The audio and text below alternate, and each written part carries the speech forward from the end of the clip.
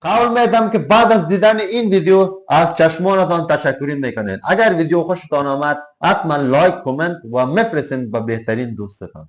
بخشید خانم سرتون رو در رو. آقا کرایه رو برات پرداخت کردم.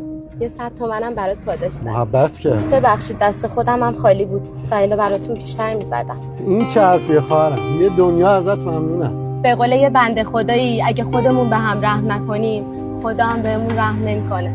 یا علی. خیلی مخلصی. برو به امان خدا. خانم هوا سرد، اول شما بفرمایید. ممنونم. به قول یه بنده خدایی اگه ما خودمون به هم رحم نکنیم خدا هم بهمون رحم نمیکنه. قطعا همینطوره. ممنونم. درود به انسانیت. بذار دوباره نگاه کنمش. شانس دین خرید قدیمه. بیا قربونت. قربون سلامت. ممنونم. قربون سلامت. آفرین، خدا بهت برکت بده. خوشحالش کرد. ای بابا، به قول یه بنده خدایی اگه خودمون به خودمون رحم نکنیم خدا هم بهمون رحم نمیکنه. آفرین. علی آقا، اکبر آقا بنگاهی میگه مستاجرت اومده بیا برا قرارداد. الان میام. من برم وایس. یا اگر تا این جای ویدیو را دیدی حتما ویدیو را لایک میکنی، یک قلب سرخ هم با حمایت از ما میمونی، ویدیو را میفرستی تا دیده شود. سلام. بفرمایید. خب چطورین خانم موسوی؟ اوضاع خونه ما چطوره؟ والا چی بگم علی آقا، شما که میدونید ما یه زن شوهریم با یه بچه، ولی حقیقتا اکبر آقا به من زنگ زدن گفتن که کرایه 40% افزایش پیدا کرده.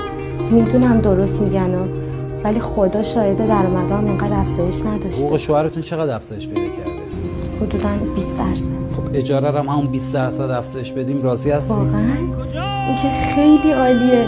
الهی خدا خیرتون بده. به قول یه بنده خدایی اگه ما خودمون به هم رحم نکنیم خدا هم بهمون رحم. چیزی شده؟ حرف بدی زدم؟ نه آخه همیشه یکی از دوستام این جمله رو میگه. تعجب کردم شما هم گفت. بنویس اکبر. پس ایشالله مبارکه. یک صلوات هم بفرستید. الله. در کل یکی از بهترین محتوایی بود که من فعلا خودم دیدم و فعلا دنیا قسم شده که همگی زرنگ شده و همگی با فایده خود است و خوش نداره که در کنارش یک دوستش، یک برادرش او هم پیشرفت کنه. بس مطلب ایزی ویدیو ای بود که همیشه کوشش کنین که زندگی شخصی یکی دیگر را ارزش قائل باشین و چیزی را که به خود میپسندین و به دیگران هم بپسندین و کوشش کنین که زندگی شخصی دیگران هم براتان ارزش قائل باشه. اگر از ویدیو خوشتان آمده حتما ویدیو را لایک میکنین، یک قلب سرخ به حمایت از ما میمونید و